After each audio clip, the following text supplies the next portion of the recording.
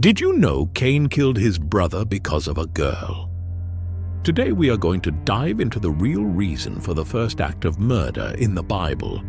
But before we get started, welcome to God's Word Unmasked, where we peel back the layers of biblical history to reveal hidden truths and the fascinating stories within.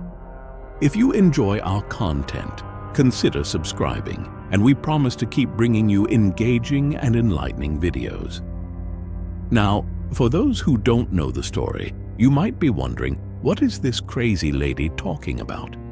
Well, according to the Forgotten Books of Eden, this is the book that explains the life of Adam and Eve prior to the birth of their entire generation and how God guided them when they were banished.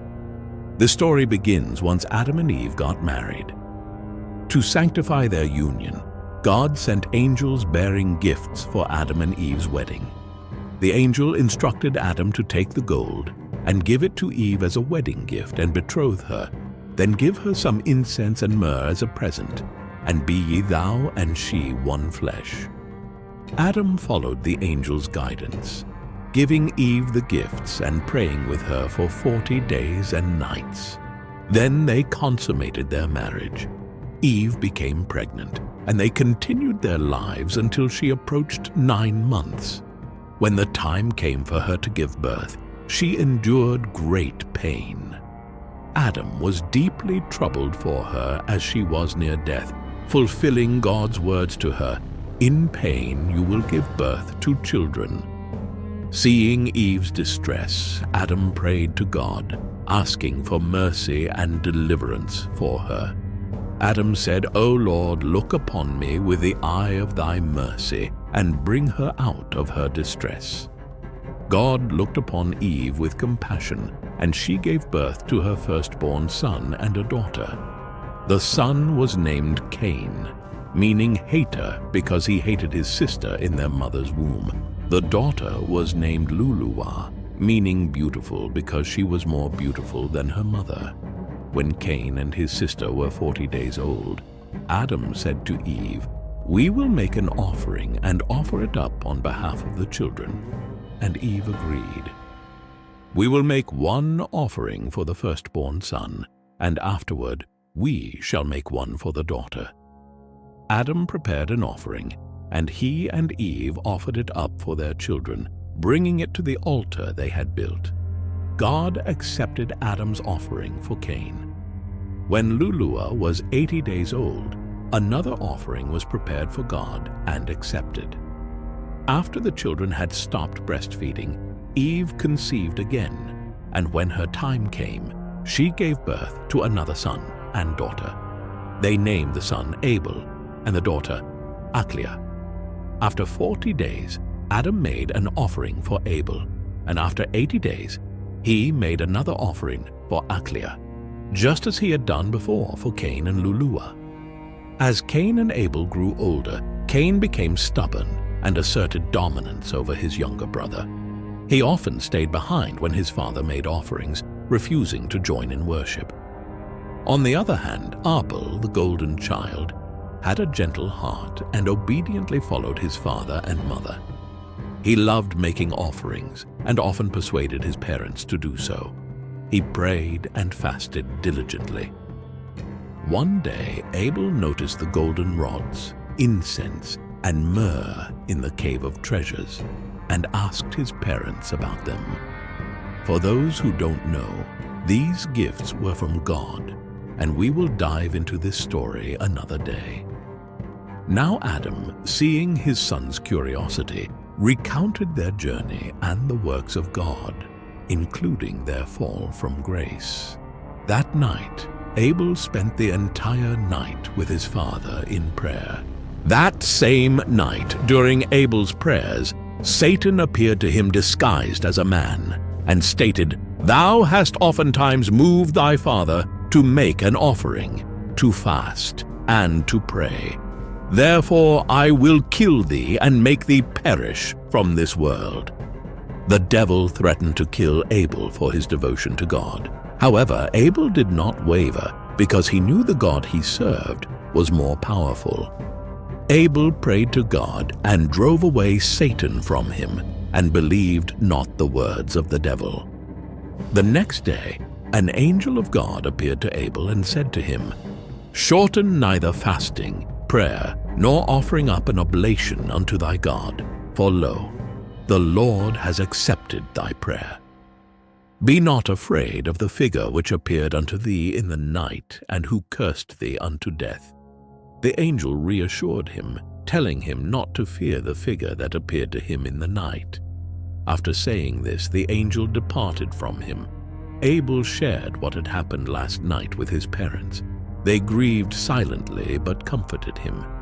The devil, realizing he could not kill Abel himself due to Abel being covered by God's grace, turned to the next best option, Cain.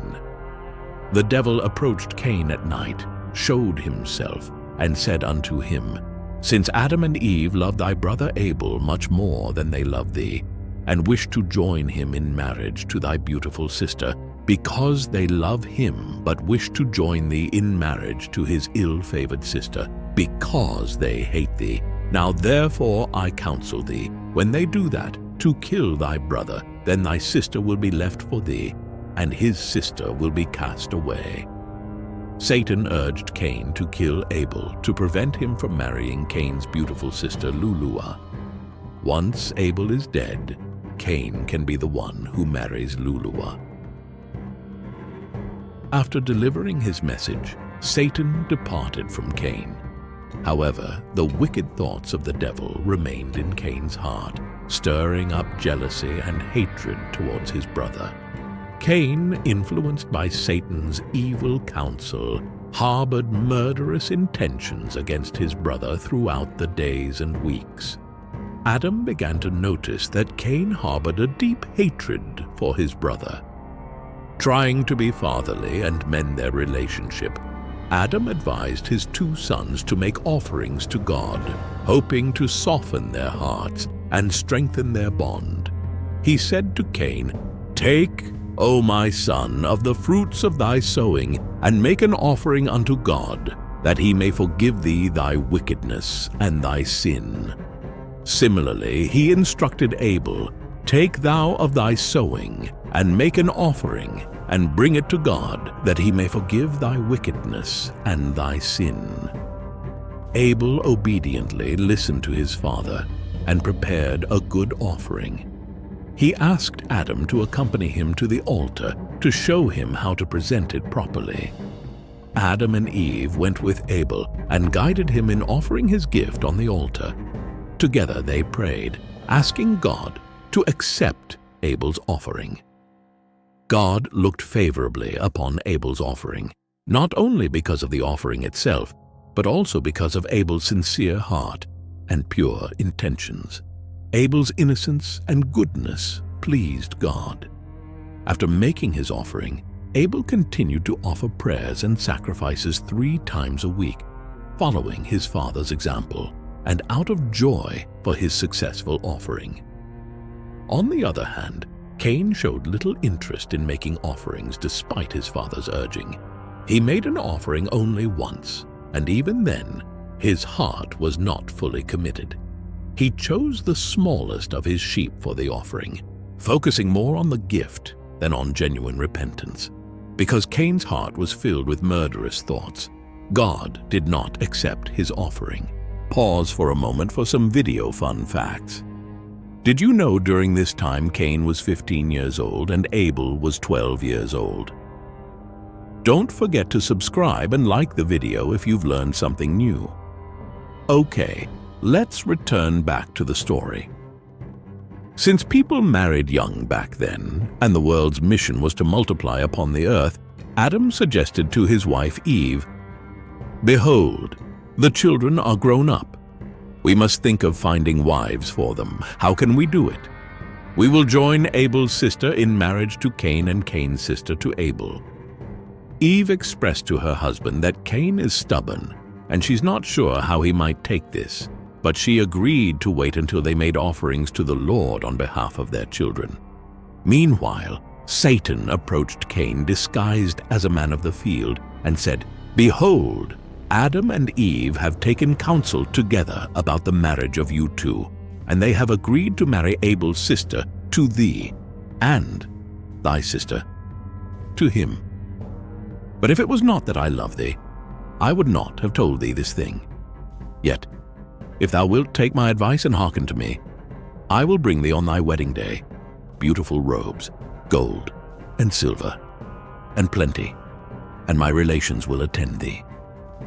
Cain became excited by the prospect of wealth and luxury promised by the devil. At this point, Cain wondered where this man's family was. Remember, the devil was disguised as a man in the field. The devil stated to Cain, "My relations are in a garden in the north, whither I once meant to bring thy father Adam. But he would not accept my offer. But thou, if thou wilt receive my words, and if thou wilt come unto me after thy wedding, thou shalt rest from the misery in which thou art, and thou shalt rest and be better off than thy father Adam." Influenced by Satan's words, Cain left the field, enraged, and confronted Eve, accusing her of plotting to marry off his sister to Abel. He even resorted to violence, beating and cursing her.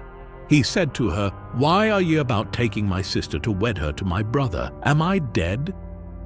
Despite Eve's attempts to calm him down, Cain remained agitated and returned to the field. When Adam learned about Cain's action, he grieved and held his peace, saying not a word. The next day Adam said unto Cain his son, "Take of thy sheep, young and good, and offer them up unto thy God. And I will speak to thy brother, to make unto his God an offering of his corn." Cain hearkened unto his father's voice, and took his offering, and brought it up to the altar. But he would neither offer up his offering, nor pray over it, nor ask God to accept his offering.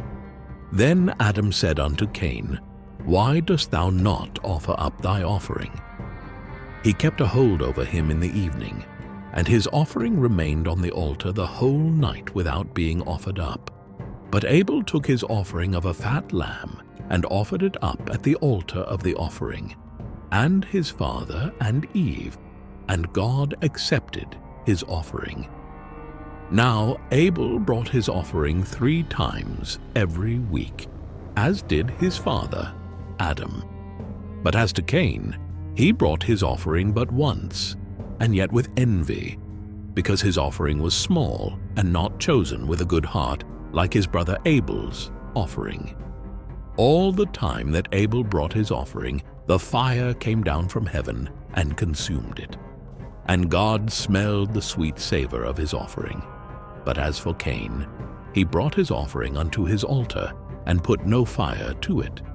Wherefore it was consumed. At the end of the day, Adam was offering up Cain's offering, and he found Abel to be very sorrowful. So he said, "My son, take some rest, and we shall make an offering tomorrow." He said, "I am not tired, and I can make my offering now." But his father said, "You are young, and should not tire yourself, so take some rest, my son." But Abel insisted on making his offering, saying, "My God has blessed me with health and strength, so I will offer my sacrifice now." Abel brought his offering and made his offering, and it was accepted by God. But when Cain offered up his offering, no fire came down from heaven, and his father did not offer up his offering, nor did Abel pray over it. But his father asked him why he did not offer his offering, and Cain said, "I do not want to make an offering to God." And his father said, "Then why did you make an offering?" Cain was angry and went to his tent, but Abel made his offering, and it was accepted by God. Abel was happy that his offering was accepted by God, but Cain was angry and envious of his brother. He went to the field to talk to his brother and said to him, "Why did you offer up your offering when mine was not accepted by God?" Abel said, "My offering was accepted by God because I offered it up with a pure heart and with love and with a sincere mind. My God has blessed me, and I will always offer up my offering to him.